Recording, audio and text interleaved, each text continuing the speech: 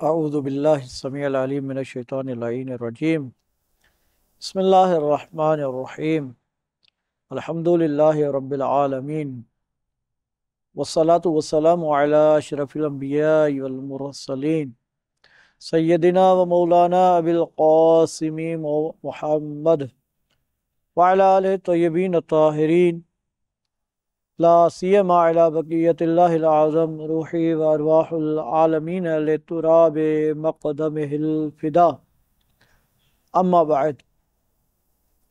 بات یہاں تک پہنچی کہ امام زمان علیہ السلام کی غیبت میں آمادگی کے حوالے سے ہم نے گفتگو کی۔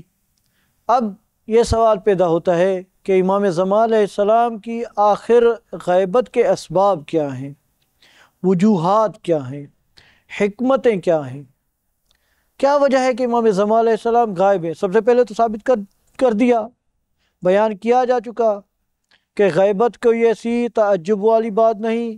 اصحاب کہف غائب، حضرت موسیٰ علیہ السلام غائب ہوئے، یونس ابن حضرت یونس علیہ السلام وہ مچھلی کے پیٹ میں، انہوں نے حالانکہ نبی تھے، مبعوث تھے اپنی قوم کی طرف، اس کے باوجود غائب، اور حضرت عیسیٰ علیہ السلام ابھی تک غائب ہیں، تو امام زمان علیہ السلام بھی غائب ہیں۔ یہ کوئی نئی بات نہیں ہے، اچھمبے کی بات نہیں ہے۔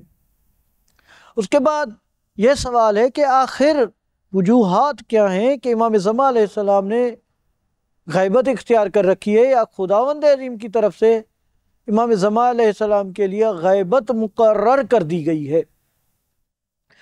تو سب سے پہلا یہ جو جواب ہے، یہ جناب شیخ الطوسی علیہ الرحمہ نے کتاب الغیبہ میں دیا ہے، ذکر کیا ہے، اور انہوں نے جو تعبیر استعمال کی ہے وہ کہا ہے کہ فرمایا ہے کہ یہ حکمت الہیہ ہے۔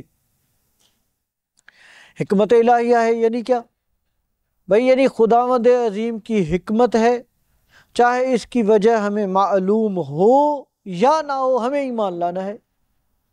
کوئی سوال کر سکتا ہے کہ بھئی جب حکمت الہیہ ہے، خدا کا فیصلہ ہے، تو ہمیں ہر صورت میں ایمان کیوں لائیں؟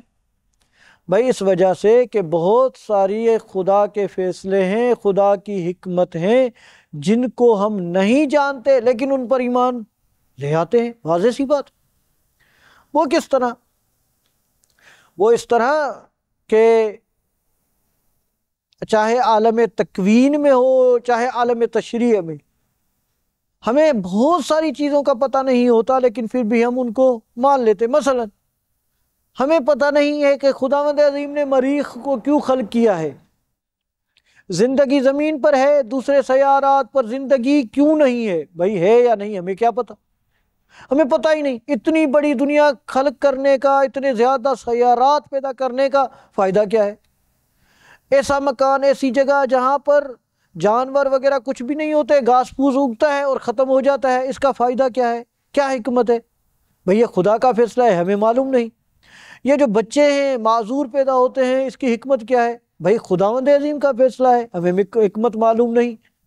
تو اس طرح آپ چیزوں کو لیتے جائیں، لا تعداد چیزیں آپ کو ایسی ملیں گی جن کی حکمت ہم نہیں جانتے، لیکن چونکہ خداوند عظیم کا فیصلہ ہے، خداوند عظیم کی جانب سے ہیں، تو ہم کہتے ہیں چونکہ وہ خداوند عظیم حکیم ہے، ہر چیز کو جانتا ہے، تو اس کا کوئی بھی فعل حکمت سے خالی نہیں ہے۔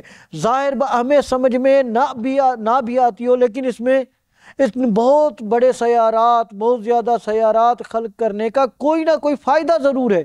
کیونکہ خداوند عظیم کوئی بھی عبث کام، بیکار کام، فضول کام نہیں کرتا۔ جب کوئی فضول کام نہیں کرتا بیکار کام نہیں کرتا اور اس کے ہر کام میں حکمت ہوتی ہے، تو ان تمام عالم تکوین، عالم دنیا میں موجود تمام چیزوں کے پیچھے کوئی نہ کوئی حکمت پوشیدہ ہے۔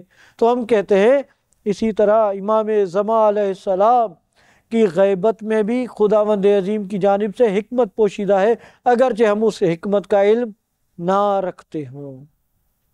اسی طرح عالم تشریع میں آ جائیں، مگر ہمیں پتہ ہے کہ کعبۃ اللہ کے گرد 7 طواف کیوں کیے جاتے ہیں؟ بھائی 8 کیوں نہیں، 5 کیوں نہیں؟ بوڑھے ہیں، چل پھر نہیں سکتے، ان کے جسم میں اتنے توانائی نہیں ہوتی، ان کو کیوں مجبور رش ہوتا ہے خصوصاً حج کے ایام میں، تو وہاں پر ایک چکر لگانا مشکل ہو جاتا ہے۔ خداوند عظیم نے فرمایا ہے، واجب قرار دیا ہے، فرض قرار دیا ہے کہ تب تک تمہارا حج نہیں ہوگا چاہے کوئی بھی عذر کیوں نہ ہو، جب تک تم 7 چکر نہ لگاؤ۔ بھائی وہاں پر رمی جمرات کا کیا فلسفہ ہے؟ کنکریاں اٹھاتے ہو اور ایک خیالی چیز ہے اس کو آپ کنکریاں مارتے ہو، کیوں مارتے ہو؟ کہا کہ بھائی چونکہ خداوند عظیم کا فیصلہ ہے، اسی وجہ سے اس میں کوئی نہ کوئی حکمت پوشیدہ ہوگی۔ بھئی یہاں پہ آپ کو خداوند عظیم کی حکمت سمجھ میں آ رہی ہے، امام زمان علیہ السلام کی غیبت میں آپ کو حکمت سمجھ میں نہیں آ رہی؟ نماز کی 2 رکعتیں، نماز فجر کی 2 رکعتیں کیوں ہیں؟ 5 کیوں نہیں؟ 2 سجدے فرض کیوں کیے گئے ہیں؟ 1 رکوع کیوں ہے؟ 5 رکوع کیوں نہیں؟ 2 سجدوں کی بجائے میرا دل کہہ رہا ہے، کسی کا کوئی شخص کہے کہ اس کا دل کر رہا ہے کہ آج میرا موڈ بن رہا ہے بس 1 ہی رکعت میں سجدے ادا کرتا ہوں۔ کیوں؟ کیونکہ خداوند عظیم کو سجدے بہت زیادہ پسند ہیں، میں بہت بڑی مقدار میں بہت زیادہ تعداد والی نماز وہ رکعت انجام دوں گا، وہ 2 رکعت نماز انجام دوں گا جس میں بہت زیادہ سجدے ہو۔ تو آپ مانیں گے؟ کہا کہ نہیں بھائی اسی طرح کرنا ہے، نماز اسی طرح پڑھنی ہے جس طرح خداوند عظیم نے کہا ہے، لہٰذا ہمیں حکمت سمجھ میں آتی ہو یا نہ آتی ہو، ہمیں 2 سجدے ہی ادا کرنے ہیں۔ اسی طرح ہم کہتے ہیں ہمیں سمجھ میں آتی ہو یا نہ آتی ہو، ہمیں امام زمان علیہ السلام کی غیبت پر ایمان لانا ہے۔ رب العالمین ہمیں امام زمان علیہ السلام کی خدمت کی توفیق عطا فرمائے۔